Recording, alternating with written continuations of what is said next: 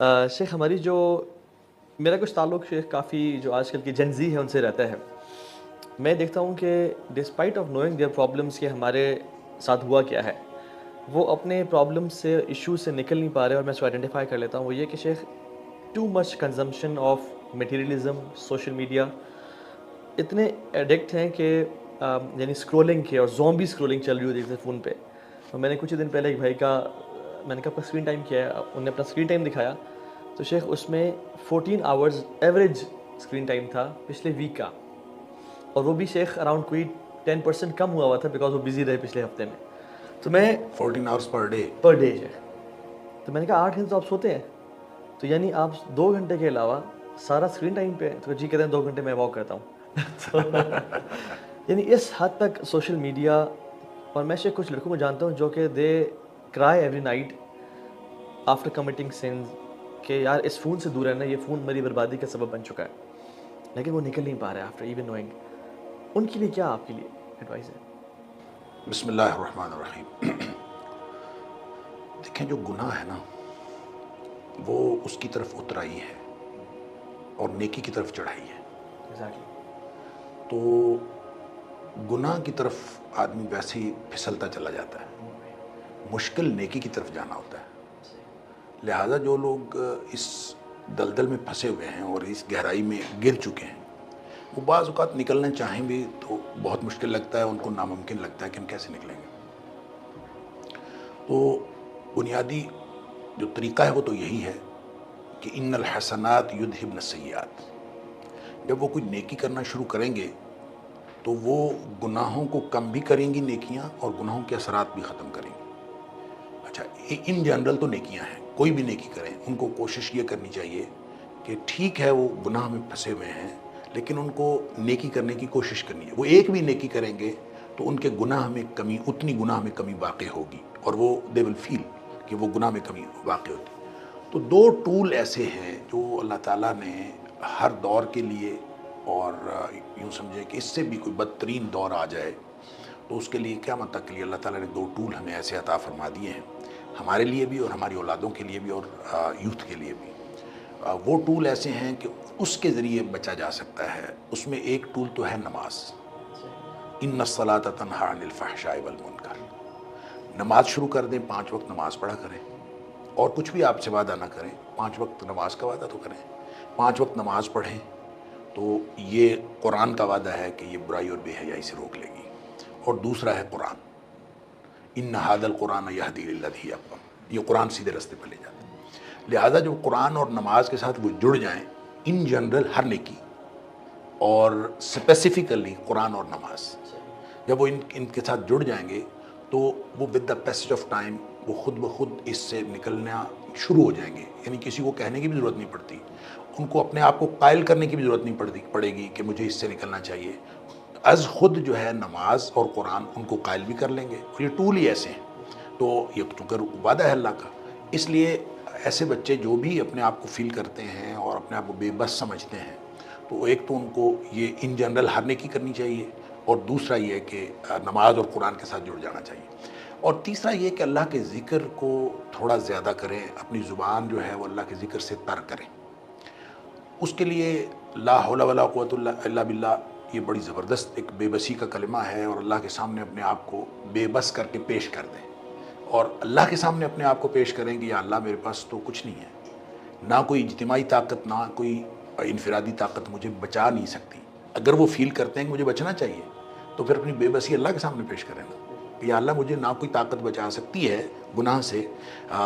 ला हौल का मतलब इज्तिमाई ताकत कह लें, और क़ुव्वत का मतलब इनफरादी क़ुव्वत, कोई नहीं बचा सकता इल्ला बिल्लाह, अल्लाह चाहे तो बचा सकता है। तो जब यूँ अपना मसला प्रॉब्लम अल्लाह के सामने रखें और ज़ुबान से ला हौला वला कुव्वता इल्ला बिल्लाह कहें, तो उनके अंदर वो क़ुव्वत आएगी, और आहिस्ता आहिस्ता ये ऊपर चढ़ना शुरू हो जाएंगे नेकी की तरफ। और जूँ जूँ ये नेकी की तरफ चढ़ेंगे, उसी के साथ साथ इसका जो असरात हैं वो ख़त्म होने शुरू हो जाएंगे, और जो ही असरात ख़त्म होना शुरू होंगे, बुराई के असरात ख़त्म होना शुरू होंगे, तो फिर आहिस्ता आहिस्ता ये कैफियत नहीं रहेगी कि इंसान अपने आप को मजबूर समझता है।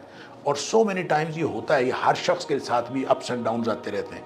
ये कोई आजकल की यूथ की बात नहीं है, बड़े बूढ़े भी سوشل میڈیا کے اس چکر میں بڑے بوڑھے بھی شکار ہوئے ہوئے ہیں، لہٰذا کوئی بھی شخص اگر بچنا چاہتا ہے اس کا یہی طریقہ ہے کہ نیکی کرنا شروع کر دے تاکہ آہستہ آہستہ برائی کے اثرات جو ہیں وہ ختم ہونا شروع ہو جائیں. تو برائی کے اثرات ختم ہوں گے، ورنہ یہ جو نفس ہے یہ تو قرآن نے کہا ہے ان النفس لامارۃ بالسوء الا ما رحم ربی، یہ تو ہمیشہ برائی کی طرف لے کے جاتا ہے سوائے اس کے کہ اس کے اوپر اللہ کی رحمت ہو جائے. تو اللہ کی رحمت کو حاصل کرنے کے لیے قرآن اور نماز اور ان جنرل ہر نیکی، تو نیکی کریں، بس کوئی بھی نیکی شروع کر دیں. ایون یہ جو ایک تو نیکی ہے حقوق اللہ کے حوالے سے، ایک نیکی ہے حقوق العباد کے حوالے سے، تو حقوق العباد کے حوالے سے بھی نیکی کرنا شروع کر دیں تو بھی وہ اس کے اثرات اپنی زندگی میں دیکھیں گے. اب صلہ رحمی کرنا شروع کر دیں، بڑوں کی عزت شروع کر دیں، چھوٹوں پہ شفقت شروع کر دیں، اپنے ماں باپ کے ساتھ حسن سلوک شروع کر دیں. جو بھی کریں گے ہر چیز کا جتنی زیادہ نیکی کی یوں سمجھے کہ اس کا جتنی بڑی نیکی ہوگی اتنا زیادہ اثر ہوگا، اور جتنی چھوٹی نیکی اثر اس کا بھی ہوگا، چھوٹی چھوٹی نیکیوں سے لے کر بڑی نیکیوں تک. اور اس کے علاوہ اور کوئی طریقہ نہیں ہے کہ ہم نیکیوں کے ذریعے سے گناہوں سے بچیں، کیونکہ ان الحسنات یذھبن السیئات، یہی گناہوں کو دور کریں گی، گناہوں سے بچائیں گی. وگرنہ انسان جو ہے شیطان تو پھر ساتھ ہے، وہ تو ہمیشہ رہتا ہے ایک خارجی دشمن کے طور پر، اور پھر ایک نفس ہے جو اس کا داخلی دشمن ہے. تو دو دشمنوں کی موجودگی میں اور پھر ہو بھی برائی کی طرف پھسلن، تو یہ بڑا مشکل معاملہ ہے. جی میں عام طور پہ یوتھ سے کہتا ہوں کہ یا تو آپ کی نماز آپ پہ گناہ چھڑوا دے گی یا پہ گناہ آپ کی نماز چھڑوا دیں گے. بس ڈٹے رہو، لگے رہو، نماز پڑھتے رہو، حتیٰ کہ ایک دن آئے گا کہ انشاءاللہ آپ پہ گناہ کم سے کم ہوتے جائیں گے اور غالب آ جائیں گے. بالکل صحیح، بالکل صحیح ہے. اصل میں دیکھیں بدترین دن وہ ہوگا جس دن گناہ آپ کی نماز چھڑوا دے. پھر تو سمجھیں کہ آپ نے اپنے آپ کو سبمٹ کر دیا نا گناہ کے سامنے. اور سب سے بڑی شکست اس دن ہے جب آپ کا گناہ آپ کی نماز چھڑوا دے. تو اگر اس کا مطلب پھر آپ واپس نہیں آنا چاہتے. اور شیطان بھی بہت ایکسپیرینس ہے اس کا، یعنی آدم علیہ السلام سے لے کے آج تک ولیعذ باللہ. تو شیخ وہ بھی نا ڈس اپوائنٹ بہت زیادہ کرتا ہے ہماری نوجوان نسل کو کہ تو اتنے ٹائم سے چھوڑنا چاہ رہا ہے گناہوں کو اور تو پھر گناہ کرتا جا رہا ہے. پھر شیخ وہ کبھی اگر کسی نے الکوہل پی لی ہے یا کسی سے اگر فورنیکیشن ایڈلٹری ہو گئی ہے تو کہتے ہیں یار تو اب کس منہ سے اللہ کے سامنے کھڑا ہوگا. تو وہ نا ایک طرح سے نماز بھی پھر چھڑواتا ہے کہ یار اب میں نے یہ 40 دن تک نماز ویسے قبول، یہ بھی مسکنسیپشن ہے، قبول نہیں ہونی، اب میں نماز پڑھتا ہی نہیں ہوں. تو وہ دلدل میں مزید گرتے چلے جاتے ہیں. دیکھیں ان کو یہ پتہ ہونا چاہیے کہ دیکھیں جو توبہ ہے بشرطے کہ وہ سچی توبہ ہو تو وہ مٹا دیتی ہے گناہوں کو، اور اس طرح سے گناہوں کو مٹاتی ہے التائب من الذنب کمن لا ذنب لہ، جیسے گناہ ہے ہی نہیں، تو یعنی اس کے اثرات بھی ختم کر دیتی ہے. تو توبہ اگر سچی کریں تو وہ آپ کے پاس ہر وقت ٹول ہے. اور جو کہتے ہیں نا کہ اٹس نیور ٹو لیٹ، شریعت کے اندر کبھی بھی آپ مرتے دم تک ان اللہ یقبل توبۃ العبد ما لم یغرغر، موت آئی ہوئی ہے نا تو اس سے پہلے بھی جب موقع مل گیا تو آپ واپس آ گئے تو آپ واپس آ سکتے ہیں. لہٰذا کوئی بھی موقع ایسا نہیں ہے کہ آپ کہیں کہ اب میرے پاس موقع ختم ہو گیا ہے. آپ کے پاس موقع موجود ہے، صرف فرق اتنا ہے کہ آپ طے کر لیں کہ اب میں نے واپس آنا ہے. تو واپس آنے کے لیے آپ اللہ کے پاس ہی واپس آئیں گے، اور کہاں جانا ہے آپ نے. تو اللہ کے پاس واپس آنے کا تہیہ کر لیں، اور جب آپ اللہ کے پاس واپس آنے کا تہیہ کر لیں گے تو باقی گناہ وہ سارے بخش دے گا. دیکھیں وہ حدیث جو مسلم شریف کی ہے جس میں نبی کریم صلی اللہ علیہ وسلم نے فرمایا کہ آدمی گناہ کرتا ہے اور گناہ کر کے پھر توبہ کرتا ہے تو اللہ تعالیٰ فرشتوں سے فرماتا ہے کہ اچھا اس کو یہ یقین ہے کہ میرا ایک رب ہے اور اس کو یقین ہے کہ وہ مجھے معاف کر دے گا. تو فرشتے کہتے ہیں یا اللہ اسی لیے تو اس سے معافی مانگ رہا ہے. اللہ تعالیٰ فرماتا ہے میں نے اس کو معاف کر دیا. کچھ دیر بعد پھر گناہ کر بیٹھتا ہے، پھر بیٹھ جاتا ہے اللہ کے سامنے، یا اللہ مجھ سے گناہ ہو گیا. اصل میں نا گناہ ہو گیا اور گناہ کرنا دونوں میں فرق ہے. گناہ کرنا جو ہے وہ ہے اپنی، جو گناہ کرتا ہے نا وہ سوچ سمجھ کے کرتا ہے. وہ یہ سوچ سمجھ کے کرتا ہے یار دنیا اتنے بڑے بڑے گناہ کرتی پھرتی ہے، میں اگر اتنا سا کر لوں گا کیا فرق پڑے گا. وہ یہ سوچتا ہے، پہلے کیلکولیٹ کرتا ہے اور کیلکولیٹ کر کے پھر کرتا ہے. جب وہ گناہ اس طرح کرتا ہے نا سوچ سمجھ کے، اس کو توبہ کی توفیق بالعموم نہیں ہوتی. دوسرا شخص ہے وہ کہتا ہے کہ میں نے گناہ نہیں کرنا، اللہ کی نافرمانی نہیں کرنی، طے کر لیا کہ اللہ کی نافرمانی نہیں کرنی. گناہ اس سے بھی ہو جاتا ہے کیونکہ کل بنی آدم خطاء، ہر ایک سے خطا ہوتی ہے. خیر الخطائین التوابون. دیکھیں فرق یہ کہ راستے پہ جا رہا ہے، پاؤں پھسلا ہے، ادھر پاؤں پھسلا ہے، کبھی ادھر پاؤں پھسلا ہے. تو یہ فوراً واپس لاتا ہے اپنا پاؤں اور پھر اللہ سے معافی بھی مانگتا ہے۔ تو جس شخص نے گناہ نہ کرنے کی اللہ کے ساتھ عہد کیا ہوا ہے اور قسم کھائی بھی کہ میں نے گناہ نہیں کرنا، اللہ تیری نافرمانی نہیں کرنا، اس سے بھی گناہ ہو جاتا ہے۔ کیوں ہوتا ہے؟ یا جذبات کی مغلوبیت کی وجہ سے، یا حالات کی مغلوبیت کی وجہ سے۔ کبھی حالات اس طرح سے اس کو ڈومینیٹ کر جاتے ہیں کہ وہ پگھل جاتا ہے کہ چلیں وہ گناہ کی طرف چلا جاتا ہے، یا پھر اس کے جذبات اس قدر ڈومینیٹ کر جاتے ہیں کہ وہ پگھل جاتا ہے اور گناہ کر بیٹھتا ہے۔ لیکن جو ہی جذبات ٹھنڈے پڑتے ہیں یا جو ہی حالات کے اندر ذرا تبدیلی واقع ہوتی ہے تو اس کو فوراً خیال آتا ہے کہ یہ کام تو میں نے نہیں کرنا تھا۔ وہ جو خیال آتا ہے نا، وہ جو ندامت ہوتی ہے، وہ پشیمانی ہوتی ہے، وہ اللہ کو بہت پسند ہے۔ اس کو فوراً خیال آتا ہے وہ میں نے تو نہیں کرنا تھا، یہ مجھ سے کیا ہو گیا۔ لہٰذا یہ اللہ سے وعدہ کرتا ہے کہ میں اب دوبارہ نہیں کروں گا، اور پورے عزم سے کہ یا اللہ میں نے دوبارہ کبھی زندگی میں نہیں کرنا، لیکن کچھ دیر بعد پھر کر بیٹھتا ہے۔ اس کے لیے پھر اللہ تعالیٰ فرماتا ہے کہ یہ پھر مجھ سے معافی مانگ رہا ہے تو کیا اس کو یقین ہے کہ میرا رب مجھے پھر بھی معاف کر دے گا؟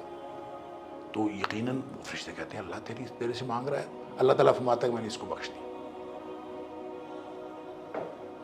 پھر کچھ دیر ٹھہر کے پھر کرتا ہے، یعنی یہ کرتا رہتا ہے، گناہ کرتا ہے، توبہ کرتا ہے، گناہ کرتا ہے، توبہ کرتا ہے، لیکن سچی توبہ کرتا ہے کہ میں نے نہیں کرنا، اس سے گناہ پھر بھی ہو جاتا ہے۔ وہ ہوتا اسی طرح ہی ہے، یا جب جذبات کی مغلوبیت کی وجہ سے، حالات کی مغلوبیت کی، تو پھر اس کو اللہ تعالیٰ فرما دیتا ہے چونکہ یہ دل سے سچا ہوتا ہے، واقعتاً واپس آنا چاہتا ہوتا ہے، اس لیے پھر اللہ تعالیٰ فرماتا ہے کہ اب یہ ساری زندگی گناہ کرتا رہے اور توبہ کرتے رہے، میں نے اس کو ویسے ہی معاف کر۔ صحیح اللہ اکبر۔ لیکن یہ اس وقت ہے اگر واقعتاً انسان واپس آنا چاہے۔ بہت سارے لوگ کہتے ہیں کہ ہم واپس آنا چاہتے ہیں، چاہ نہیں رہے ہوتے دل سے۔ وہ اس میں دیکھیں پاؤں پھسلا ہے نا، تو پاؤں پھسلا ہے تو آپ اس گند میں اپنے آپ کو انجوائے کرنا شروع کر دیں کہ یار یہ پاؤں پھسلنے سے تو مزہ بڑا آتا ہے، تو آپ ہاں انجوائے کرنا شروع کر دو۔ تو یہ نہیں ہے، جو ہی آپ کو سمجھ آئے کہ میرا پاؤں پھسل گیا ہے فوراً واپس۔ اگر اس طرح سے زندگی گزارے، توبہ اصل میں نا زندگی کا منہج ہے۔ نبی پاک صلی اللہ علیہ وسلم کا گناہ کون سا تھا؟ نبی کریم صلی اللہ علیہ وسلم کا تو گناہ تھا ہی کوئی نہیں، آپ بھی توبہ کرتے تھے، استغفار کرتے۔ تو استغفار اور توبہ اصل میں مومن کا منہج ہے۔ مومن اپنی زندگی میں توبہ اور استغفار کرتا رہتا ہے، اور اگر توبہ اور استغفار انسان کرتا رہتا ہے تو درمیان میں جو چھوٹے موٹے گناہ آتے ہیں اللہ تعالیٰ وہ معاف کرتا رہتا ہے۔ تو اصل میں توبہ اور استغفار کی سچائی ہے جو اس کو واپس لے آتی ہے۔ تو اس لیے جو نوجوان یہ سمجھتے ہیں کہ اب جو یعنی شیطان ان کو یہ سمجھاتا ہے کہ اب تو بہت تو نے گناہ کر لیا، اب تو واپس نہیں آ سکتا، تو واپس آنے کا موقع ہر وقت موجود ہے۔ It's never too late. آپ کے پاس ہر وقت موقع موجود ہے، مرنے سے پہلے یہ موقع موجود ہے کہ آپ واپس آ جائیں۔ تو کیا اللہ کے ولی اللہ سے بھی گناہ ہوتے ہیں؟ کیوں نہیں ہوتا؟ جب کلو بنی آدم خطاؤن ہے تو کیا خیال ہے کہ جو اللہ کے ولی ہیں وہ بنی آدم نہیں ہے؟ جب وہ بنی آدم ہے تو نبی پاک صلی اللہ علیہ وسلم نے فرمایا کلو بنی آدم خطا، ہر ایک خطا کار۔ لیکن اللہ کا کرم ایسا ہے، سبحان اللہ، کیا وہ کتنا ستار العیوب ہے کہ گناہ ہم تنہائی میں کرتے ہیں، اور نیکی پہلی نیکی نماز پڑھنا ہی ہے۔ جب پہلی ہی نیکی کرتے ہیں وہ جا کے ساری دنیا کو دکھا دیتا ہے کہ یہ نماز پڑھ رہا ہے۔ گناہ تنہائی میں ہو جاتا ہے اور اس کو وہ چھپا لیتا ہے۔ اور نبی کریم صلی اللہ علیہ وسلم نے اس لیے فرمایا کہ اللہ تعالیٰ ان سب کو معاف کر دے گا الا المجاہرین۔ وہ جو مجاہرین ہیں جو گناہ کرتے ہیں پھر جا کے لوگوں کو بتاتے ہیں کہ ہم نے گناہ کیا ہے، گناہوں کے گواہ پیدا کر رہے ہوتے ہیں۔ تو جب گناہ کا کوئی گواہ نہیں ہے، ایک اللہ گواہ ہے، تو اللہ سے معافی مانگ لیں، بات ختم۔ تو یہ نہیں ہو سکتا کہ کوئی آدم کی اولاد ہو اور اس سے گناہ نہ ہو، یہ نہیں ہو سکتا۔ لیکن شیخ ہو سے یہ بھی سکتا ہے کہ جو اللہ کے اولیاء ہیں، جو اللہ کے نیک بندے ہیں، وہ شاید ایک آنکھ کسی پہ اگر اٹھ گئی ہے، اس کو اپنے لیے اتنا ڈیٹرمنٹل اور بڑا گناہ سمجھ لیں، نہیں بالکل اور اس پہ رونا شروع ہو جائے۔ بالکل ٹھیک ہے۔ اور ایک بندہ دیکھیں گناہوں کی گناہ چھوٹے بھی ہیں، گناہ بڑے بھی ہیں، تو گریوٹی کا فرق ہے، لیکن یہ نہیں ہے کہ گناہ نہیں ہوتا۔ وہ نیچر ڈیفرنٹ ہوگی اور نوعیت کے گناہ ہوں گے، لیکن گناہ تو ہو جاتے ہیں، کسی سے بھی گناہ ہو سکتا ہے۔ اور جب وہ گناہ ہو جاتا ہے تو جو اللہ والے ہوتے ہیں اور جنہوں نے یہ طے کیا ہوتا ہے کہ ہم نے گناہ نہیں کرنا، وہ پھر اپنی چھوٹی سی لغزش پر بہت روتے ہیں۔ تو اگر آپ تنہائی میں روئے، اللہ اکبر، نبی کریم صلی اللہ علیہ وسلم فرمایا تنہائی میں اگر کوئی شخص اپنے گناہوں پر روئے اور تنہائی میں روئے، تو اس کا اگر آنسو نکل آئے نا اپنے اللہ کے سامنے، تنہائی میں ہے تو ظاہر اللہ کے سامنے رو رہا ہے، تو اگر اس کا اپنے گناہوں کے اوپر آنسو نکل آیا تو آنسو آنکھ سے نکل کر رخسار سے لڑک کر نیچے گر گیا تو ایک آنسو سے سارے گناہ معاف ہو جاتے ہیں۔ اگر انسان اللہ کے سامنے رو رہا ہو اور لوگوں کو دکھانے کے لیے نہ رو رہا ہو تو تنہائی میں بیٹھ کے اس پر رویا کرے، اور اس سے جو ہے وہ حضرت عقبہ بن عامر رضی اللہ تعالیٰ عنہ والی جو حدیث ہے کہ انہوں نے نبی پاک صلی اللہ علیہ وسلم سے پوچھا تھا من نجات، اللہ کے رسول صلی اللہ علیہ وسلم نجات کیسے ہوگی؟ تو آپ نے فرمایا 3 کام کیا کرو، ایک تو اپنی زبان جو ہے وہ اس کو کنٹرول کر، اور دوسری بات یہ ہے کہ اپنے گھر میں بیٹھے رہا کرو، خام خواہ باہر ادھر ادھر نہ گھوما کرو، گھر میں بیٹھے رہا کرو، اور تیسری بات یہ کہ اپنے گناہوں پر رویا کرو، وب کیا لا خطیئتک، اپنے گناہوں پر رویا کرو۔ تو اگر یہ 3 کام، اس میں نجات ہو جائے گی۔ تو گناہوں پر رونا تو یہ بڑی شاندار بات ہے نا کہ آپ اکیلے ہوں اور اپنے گناہوں پر، تو جو اولیاء اللہ ہوتے ہیں ان سے جب کوئی تھوڑی سی بھی لغزش ہو جاتی ہے وہ روتے ہیں بہت، اور اللہ کے سامنے رو کے وہ اپنے گناہ معاف کروا لیتے ہیں۔ تو خیر الخطائین التوابون میں ہے وہ، گناہ چھوٹا ہو یا بڑا کسی سے بھی سرزد ہو سکتا ہے۔ تو اگر ہماری یوتھ سے گناہ سرزد ہو رہے ہیں تو یہ نہ سمجھیں کہ یہ کوئی یہ پہلے لوگ ہیں کن سے یہ کچھ ہو رہا ہے، یہ آدم علیہ السلام سے لے کر اب تک، آدم علیہ السلام سے بھی گناہ ہی سرزد ہوا تھا نا، تو ربنا ظلمنا انفسنا وان لم تغفر لنا وترحمنا لنکونن من الخاسرین، معافی مل گئی تھی، تو آپ بھی معافی مانگیں گے تو مل جائے گی انشاءاللہ۔ تو آپ کی اس بات کا سارا کرکس ہے کہ نمبر 1 سلیپیج اور بغاوت میں فرق ہے۔ سلیپیج ہو جانا ایکسیپٹیبل ہے، بغاوت نہیں ہونی چاہیے، پلاٹنگ اور پلاننگ نہیں ہونی چاہیے اللہ کے خلاف۔ دوسرا، جب بھی کبھی سلیپیج ہو جائے تو اللہ کی طرف ہمیشہ پلٹ کے آ جائیں۔ سلیپیج ہو جاتی ہے، یہ انسانی تقاضا ہے، بٹ اللہ کی طرف نہ پلٹنا یہ گلٹی والا کام ہے۔ تو اللہ کی طرف ندم و توبہ، ندامت کا ہونا یہ توبہ کی نشانی ہے۔ اور جیسے ابن قیم بھی کہتے ہیں نا کہ گناہ میں 4-5 چیزیں نہیں ہونی چاہیے، جیسے استحقار ہے، حقیر نہیں جانا گناہوں کو، اصرار بھی نہیں کرنا، جہار بھی نہیں کرنا۔ تو بالکل ٹھیک ہے۔ دیکھیں ضروری نہیں ہے کہ بغاوت ہو، بعض اوقات بغاوت نہیں ہوتی، لیکن انسان گناہ پہ کانفیڈنٹ ہوتا ہے، یعنی وہ بغاوت نہیں کر رہا ہوتا، وہ باقاعدہ سوچ سمجھ کے اللہ تعالیٰ سے کوئی بغاوت کی بات نہیں کر رہا، وہ سیٹسفائی ہوتا ہے کہ یار بہت سارے لوگ کر رہے ہیں تو میں بھی کر لوں گا تو کچھ نہیں ہوتا۔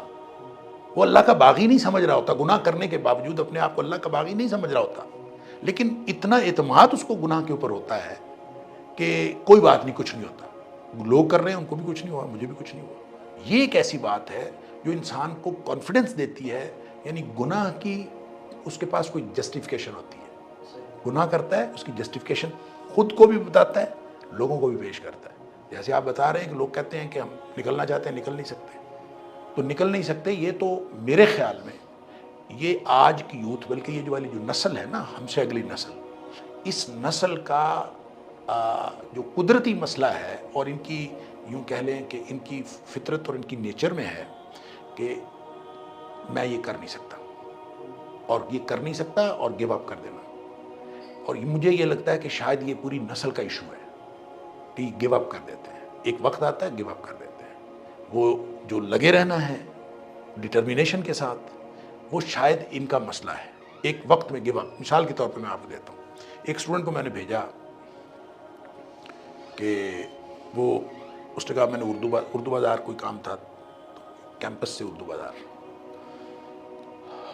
تو وہ میں نے اس کو کہا کہ میں ایسے کرو، گاڑی پہ جانے کی بجائے نا تم وہاں سے میٹرو پہ بیٹھ جاؤ، تو انارکلی اسٹیشن جو ہے وہاں پہ اترو گے تو اس ساتھ ہی جو ہے وہ ہے اردو بازار، تو اردو بازار سے ہو کے آ جاؤ۔ اس نے کہا نہیں میں گاڑی پہ جاتا ہوں۔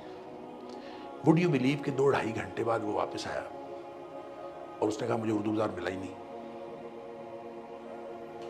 یعنی میں سوچنے سمجھنے سے قاصر ہوں کہ جس وقت اس نے فیصلہ کیا ہوگا کہ میں واپس جاؤں، اردو بازار نہیں ملتا، اس کی کیا سائیکی ہے، کیا سوچا ہوگا اس نے کہ اب میں واپس چلتا ہوں نہیں ملتا۔ کیا مطلب ہے، ایک وقت آتا ہے کہ گیو اپ کر دیتے ہیں، بھلے چھوڑ دیا کہ اردو بازار کو ادھر ادھر ہو گیا تھا، وہ تو وہیں تھا نا، تو اس کو اردو بازار سے ہو کیا تھا، کیا مطلب ایک خاص وقت میں اس نے دقت محسوس کی کہ اب یار رش بھی ہے اور یہاں میں نہیں جا سکتا، تو اس نے کہا بات چھوڑو۔ یہ گیو اپ کرنا ہی بڑا، تو گناہوں میں گیو اپ کرنا یہ تو پھر ان کے لیے اور جسٹیفیکیشن ہے، میں کر نہیں سکتا، وٹ ڈز اٹ مین، نہیں کر سکتا، کرنا ہے جو کام کرنا ہے۔ اگر تو جہنم کی آگ میں ہم جل سکتے ہیں تو پھر ٹھیک ہے، پھر موج کریں، پھر آپ نہیں کر سکتے۔ تو اگر جہنم سے بچنا ہے تو پھر تو بھائی کرنا پڑے گا. یہ کوئی زندگی جو ہے وہ یہ امتحان ہے. تو میں یہ سمجھتا ہوں کہ جو بات آپ نے کی کہ یا تو بغاوت کرتے ہیں یا سلپیج ہے، تو یہ ضروری نہیں کہ وہ بغاوت کر کے گناہ کر رہے ہوں. وہ سمپلی گناہ کرتے ہیں، پھر اس کی جسٹیفیکیشن پیش کرتے ہیں کہ ہم سے ہو گیا ہے، ہم سے ہو جاتا ہے، ہم بے بس ہیں، ہم ایسے ہیں، اور اس کی کوئی بھی نہ کوئی جسٹیفیکیشن ان کے پاس ہوتی ہے، اور دوسروں کو بھی جسٹیفیکیشن پیش کرتے ہیں، لہذا واپس نہیں آتے اور نہ واپس آنے کی کوشش کرتے ہیں. تو اگر واپس آنے کی کوئی کوشش کرے، لیکن نبی کریم صلی اللہ علیہ وسلم نے جو فرمایا اللہ خوش ہوتا ہے اس کی توبہ سے، اس کے واپس آنے سے خوش ہوتا ہے. تو کیا خیال ہے، جب اللہ خوش ہوتا ہے تو اس کی مدد نہیں کرتا؟ تو جب اللہ مدد کرے تو اس کے سامنے شیطان کی کیا حیثیت ہے؟ تو جب اللہ کو خوش کرنے کے لیے آپ واپس آنے کی کوشش تو کرو. جب آپ واپس آنے کی کوشش کرو گے تو اللہ خوش ہو جائے. دیکھیں جب ہم نے شروع سے بات کی تھی نا کہ گناہ کی طرف اترائی ہے اور آسانی ہے، انسان پھسلتا چلا جاتا. اس کے لیے ایک حدیث میں عرض کرنا چاہتا ہوں کہ نبی کریم صلی اللہ علیہ وسلم نے فرمایا کہ حجبت النار بالشہوات وحجبت الجنت بالمکارہ. جو جنت ہے نا اس کے گرد باڑ ہے مکروہات نفس کی، جو دل کو اچھے نہیں لگتے، بڑے مشکل لگتے ہیں، وہ لے کے جاتے ہیں جنت کی طرف. اور جو جس کے شہوات کی باڑ ہے، مرغوبات نفس کی باڑ ہے، وہ جہنم کی گرد ہے. لہذا دل میں جو کچھ ہے اس کے پیچھے چلیں گے تو پھر تو آپ آہستہ آہستہ اللہ تعالیٰ معاف کرے. ادھر وہ کہتے ہیں نا جو مزاج یار میں آئے، تو جو مزاج یار میں آئے یہ تو پھر ادھر کو جانے والی بات ہے. یہ مرغوبات نفس ہیں، جو جی میں آئے وہ کرو. تو پھر یہ زندگی، یہ جو جی میں آئے کرنے والی زندگی نہیں ہے. اسی بات کا تو امتحان ہے. تو بچے اگر اپنے آپ کو یہ سمجھیں کہ ہم اس امتحان میں ایک اللہ کی مرضی ہے، ایک ہماری مرضی ہے، تو ہم اپنی مرضی چھوڑیں گے اور اللہ کی مرضی کے مطابق چلیں گے تو پھر واپسی ہوگی. وگرنہ یہ کوئی جسٹیفیکیشن نہیں ہے میں کرنا چاہتا ہوں میرے سے ہوتا نہیں ہے، اور میرے سے نہیں ہوتا. یہ تو میں تو اپنے اسٹوڈنٹ سے بھی کہتا ہوتا ہوں کہ آپ ذرا اپنے آپ کو انالائز کرو کہ آپ کے اندر یہ چیز ہے. مجھے لگتا ہے یہ مور اور لیس یہ اس ساری نسل کے اندر ہے کہ یہ اپنے آپ کو ایز کے اندر اور اپنی سہولت کے اندر اتنا انہوں نے اپنے آپ کو عادی کر لیا ہے کہ ذرا سی مشکل ان کو پڑے نا تو اس راستے کو چھوڑ دیتے ہیں اور یہ کہہ دیتے ہیں میرے سے نہیں ہوتا. تو برائیوں میں تو پھر برائیاں چھوڑنا تو مشکل ہی بہت ہے. تو اس میں گیو اپ کر دینا میرے سے نہیں ہوتا. تو یہ میرا خیال اپنی سائیکی بھی درست کریں اور اللہ کی رحمت پر امید رکھیں اور ہر چیز سے مایوس ہو جائیں، لیکن اللہ تعالیٰ کی رحمت سے تو مایوس نہ ہوں.